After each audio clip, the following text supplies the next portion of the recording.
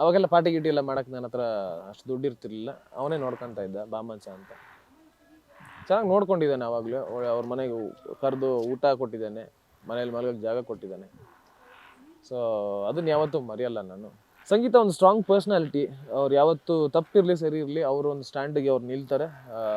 ಅವ್ರು ಒಬ್ಬ ಮನುಷ್ಯನಿಗೆ ನಿಲುವು ತುಂಬ ಮುಖ್ಯ ಆಗುತ್ತೆ. ಅವ್ರ ಪರ್ಸ್ಪೆಕ್ಟಿವ್ ಅವ್ರು ಕರೆಕ್ಟಾಗಿದ್ದರೆ ಇರಲಿ ಬಿಡಿ. ತುಕಾಲಿ ಇಲ್ಲದೆ 16 ವಾರದಲ್ಲಿ 1 ವಾರನೂ ನಾನು ಇಮ್ಯಾಜಿನ್ ಕೂಡ ಮಾಡ್ಕೊಳಕ್ಕಾಗಲ್ಲ. ತಾನು ಕಂಟೆಸ್ಟೆಂಟ್ ಆಗಿ ನಿನ್ನಲ್ಲಿ ಅದು ಕಾಣಿಸ್ತಾ ಇದೆ ಅಂತ ಯಾರು ಹೇಳಲ್ಲ ಸರ್. ಸರ್ ನಾನು ಹೇಳಲ್ಲ. ಫ್ರೆಂಡ್ಶಿಪ್ಗೋಸ್ಕರ ಅವ್ರ ಆಟದಲ್ಲಿದ್ರು ಒಳಗಡೆ ಇದ್ರು ವಿನಯ್ ನೀನ್ ಗೆಲ್ಬೇಕು ಅಂತ ಹೇಳ್ತಾ ಇದ್ರು. ಹೊರಗಡೆ ಬಂದಾಗ ಇನ್ನು ಸಾಂಗ್ಸ್ ಏನೋ ಮಾಡ್ತಾ ಇದೀನಿ ಅಂತ ಹೊರಗಡೆ ಬಂದಾಗ ಹೇಳಿದ್ರು. ರಿಯಲಿ ನೈಸ್ ಅಲ್ವಾ? ಒಂದು ಪ್ರಾಣಿ ಸಂರಕ್ಷಣೆ ಮಾಡೋದು ಏನು ಸಣ್ಣ ವಿಷಯ ಅಲ್ಲ. ಇಡೀ ಲೈಫನ್ನೇ ಡೆಡಿಕೇಟ್ ಮಾಡಿದ್ದಾರೆ ಅವರು. Is a great person. ಅವ್ರನ್ನ ಇಮಿಟೇಟ್ ಮಾಡ್ತಿದ್ದೆ. ಅವ್ರು big boss please big boss ಅಂತ ಇದ್ರು. ಟ್ರಾಲ್ಸ್ ಅಲ್ಲಿ ಏನ್ ನೋಡ್ತೀನಿ ಅದೆಲ್ಲವನ್ನು ಹೊರತುಪಡಿಸಿದ್ರೆ ಅವನು ಒಬ್ಬ ಒಳ್ಳೆ ಹುಡುಗ. ವಿನ್ನರ್ ಆಗಿದ್ದೀರಾ. ಫಸ್ಟಿಂದ ಹೋಗಿ ವಿನ್ನರ್ ಆಗಿ ಕೊನೆವರೆಗೂ ಇದ್ದಂಥವ್ರು ಯಾರು ಅಂತಂದರೆ ಕಾರ್ತಿಕ್ ಮಹೇಶ್ ಅವರು. ಸೊ ಪ್ರತಿಯೊಬ್ಬರು ಯಾರ್ಯಾರು ಏನೇನು ಅನ್ನೋದನ್ನ ನೋಡಿದ್ದೀರಾ, ಹತ್ರದಿಂದ ನೋಡಿದ್ದೀರಾ, ಮುಖವಾಡ ಹಾಕ್ಕೊಂಡಿದ್ದೀರಾ, ಮುಖವಾಡ ಇಲ್ಲದೇ ಇದ್ರಾ. ಸೊ ಪ್ರತಿಯೊಬ್ಬರು ಇದ್ದರು. ಪ್ರತಿಯೊಬ್ಬರನ್ನ ನೀವು ಹತ್ರದಿಂದ ಗಮನಿಸಿರೋದ್ರಿಂದ ಒಬ್ಬೊಬ್ಬರ ಹೆಸರು ಕೇಳ್ತಾ ಹೋಗ್ತೀನಿ. ನಿಮ್ಗೆ ಏನು ಅನಿಸುತ್ತೆ ಅವ್ರ ಬಗ್ಗೆ ಒಂದೊಂದು ಮಾತಲ್ಲಿ. Namrata genuine, straight forward.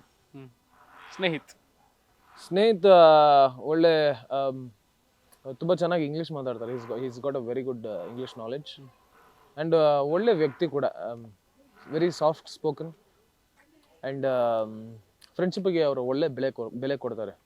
So ಫ್ರೆಂಡ್ಶಿಪ್ಗೋಸ್ಕರ ಅವ್ರ ಆಟದಲ್ಲಿದ್ರು ಒಳಗಡೆ ಇದ್ರು ವಿನಯ್ ನೀನು ಗೆಲ್ಲಬೇಕು ಅಂತ ಹೇಳ್ತಾ ಇದ್ರು. ದಿಸ್ ಇಸ್ ಫಾರ್ ಯು ಅಂತ ಹೇಳ್ತಾರೆ. ಅವ್ರ ಗೆಲುವನ್ನ ಅವ್ರ ಫ್ರೆಂಡ್ಶಿಪ್ ಅಂದರೆ ಡೆಡಿಕೇಟ್ ಮಾಡ್ತಾ ಇದ್ರು.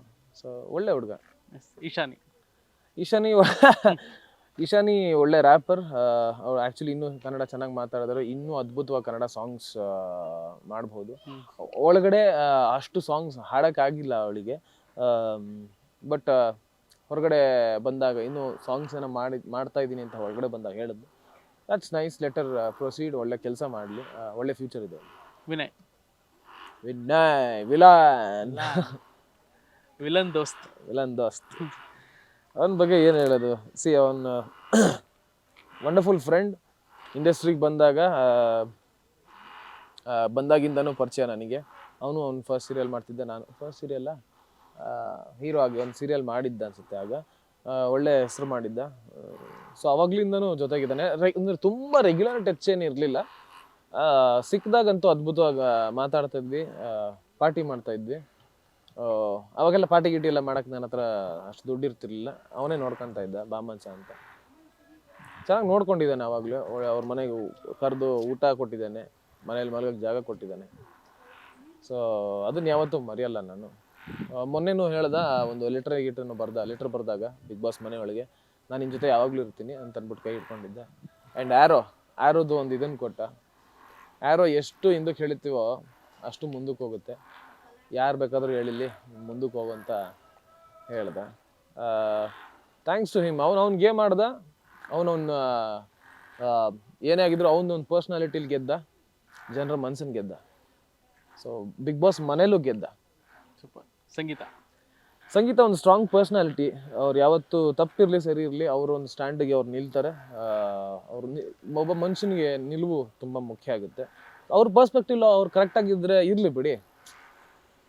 ಎಲ್ಲನೂ ಇಷ್ಟ ಆಗಬೇಕು ಅಂತ ಏನಿಲ್ಲ. ತಪ್ಪು ಸರಿಗಳು ಜನ ನಿರ್ಧಾರ ಮಾಡ್ತಾರೆ. So it's okay to be like that. And straightforward, ತುಂಬ straightforward and strong women. All the best ಅವರಿಗೆ, ಒಳ್ಳೆಯದಾಗಲಿ. ತುಕಾಲಿ ಅಷ್ಟೇ.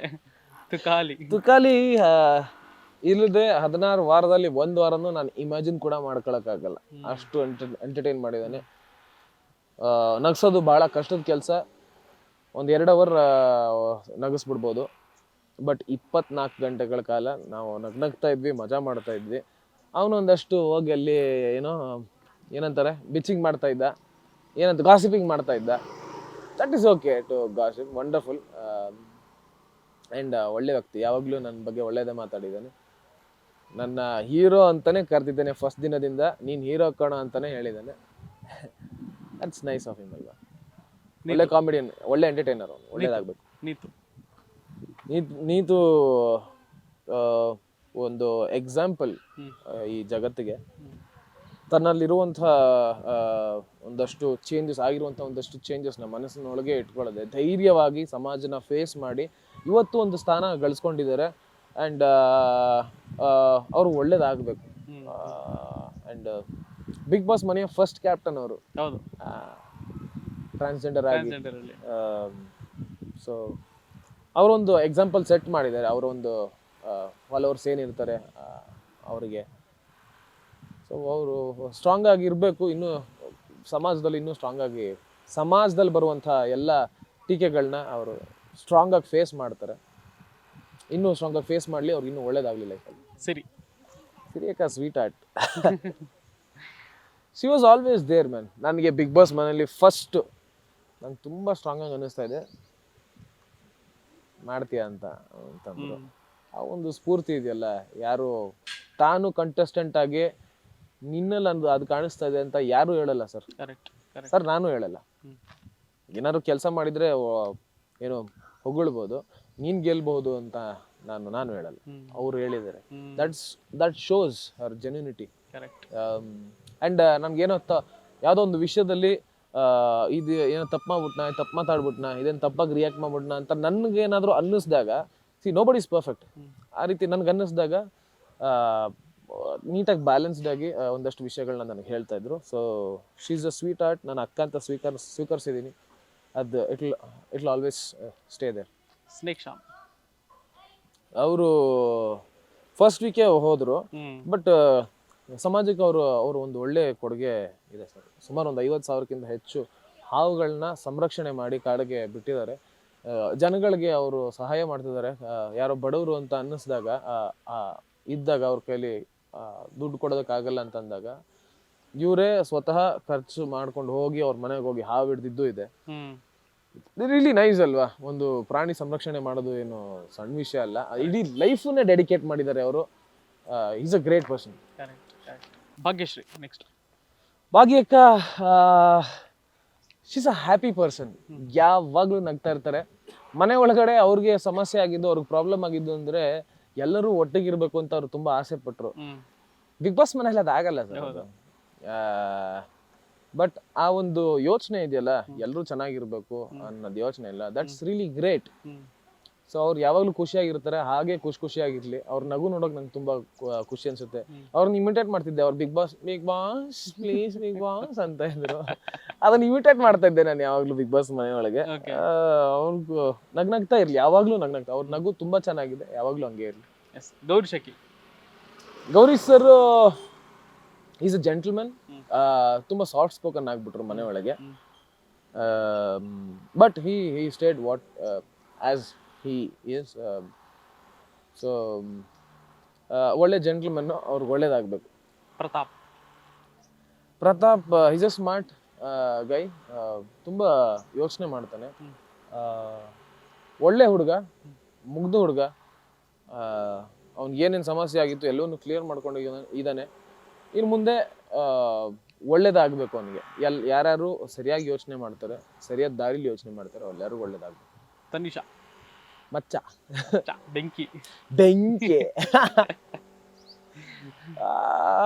ಸ್ಟಾರ್ಟಿಂಗ್ ವೀಕ್ಸ್ ಅಲ್ಲಿ ಬೆಂಕಿ ಅಂತ ಕರೆದಿದ್ ಏನ್ ಗುರು ಇಷ್ಟು ಈ ರೇಂಜ್ಗೆ ಹಿಟ್ ಆಗೋಯ್ತು ಬೆಂಕಿ ಅಂತ. ಅಂಡ್ ಬೆಂಕಿ ಆಗಿದ್ಲು ಅವಳು ಕೊನೆವರೆಗೂ.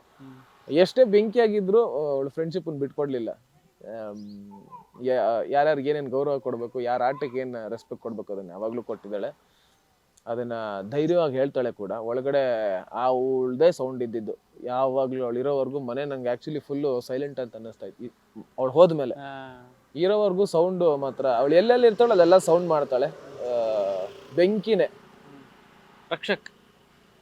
ರಕ್ಷಕ್ ಒಬ್ಬ ಒಳ್ಳೆ ಹುಡುಗ.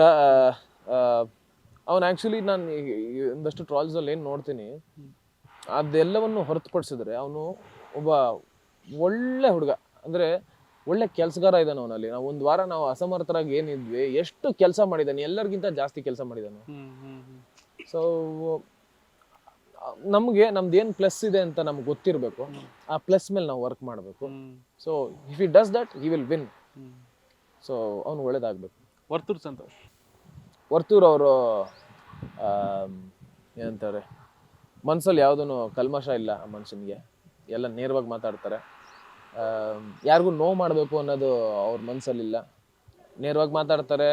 ಆಮೇಲೆ ಕಳ್ಳತನ ಇಲ್ಲ, ಸುಳ್ಳುತನ ಇಲ್ಲ, ಮೋಸ ಇಲ್ಲ, ಇದು ಯಾವುದೂ ಇಲ್ಲದಂತಹ ವ್ಯಕ್ತಿ. ಬಿಗ್ ಬಾಸ್ ಮನೆಗೆ ಬೇಕಾಗಿರೋದು ಪರ್ಸ್ನಾಲಿಟಿ. ಅವ್ರ ಪರ್ಸ್ನಾಲಿಟಿನೇ ಅವ್ರನ್ನ ಅಲ್ಲಿವರೆಗೂ ಕರ್ಕೊಬಂದಿದ್ದು. ಮೈಕಲ್ ಈಸ್ ಅ ಲಾಯಲ್ ಬಾಯ್. ಒಂದು ಸ್ವ್ಯಾಗ್ ಇದೆ ಅವನಲ್ಲಿ, ಒಂದು ಗತ್ತಿದೆ. ಅದು ಸಖತ್ ಇಷ್ಟ ಆಗಿತ್ತು ನನಗೆ. ಅವನು ಏನೊಂದು ಮಾತಾಡುವಾಗ ಮಚ್ಚ ಅಂತ ಅಂತಾನೆ. ಆಮೇಲೆ ಕೂತ್ಕೊಂಡ್ರು, ನಾನು ಇರೋದೇ ಹಿಂಗೆ ಮಚ್ಚ, I don't give a damn ಅಂತಾನೆ. That's nice. ಒಬ್ಬ ಮನುಷ್ಯ ನಾನು ಇರೋದೇ ಹಿಂಗೆ, I am lazy, so what ಅಂತ. ನಾವು ಹೇಗಿರ್ತೀವಿ ಅದನ್ನ ನಾವು ತೋರಿಸ್ಕೊಳ್ಳೋದ್ರಲ್ಲಿ ಏನು ತಪ್ಪಿಲ್ಲ. Is very loyal and is wonderful sports person. Strategy ತುಂಬ ಚೆನ್ನಾಗಿ ಮಾಡ್ತಿದ್ದೆ. ಅವಿನಾಶ್ ಶೆಟ್ಟಿ ಮೊದಲಿಂದಾನೇ ಅಗ್ರೆಸಿವ್ ಆಗಿರ್ಬೇಕು ಅಂತ ಪ್ರಿಪೇರ್ ಆಗಿ ಬಂದ್ಬಿಟ್ಟಿದ್ರು. ಅದು ಆಕ್ಚುಲಿ ಅವ್ರಿಗೆ ಪ್ರಾಬ್ಲಮ್ ಆಯ್ತು. Avinash Shetty actually is a very nice guy. ಅವ್ರೇನಾದ್ರೂ ಅವ್ರು ಹೇಗಿದ್ರು ಹಾಗೆ ಇದ್ದಿದ್ರೆ ಬಹುಶಃ ಅವ್ರಿಗೆ ಪ್ಲಸ್ ಆಗ್ತಾ ಇತ್ತು. ಅಗ್ರೆಸಿವ್ ಆಗಿ ಆಡಕ್ ಹೋಗಿ ನನಗೂ ಆಕ್ಚುಲಿ ಸೊಂಟ ನೋವು ಮಾಡ್ಬಿಟ್ರು. Is a nice Guy.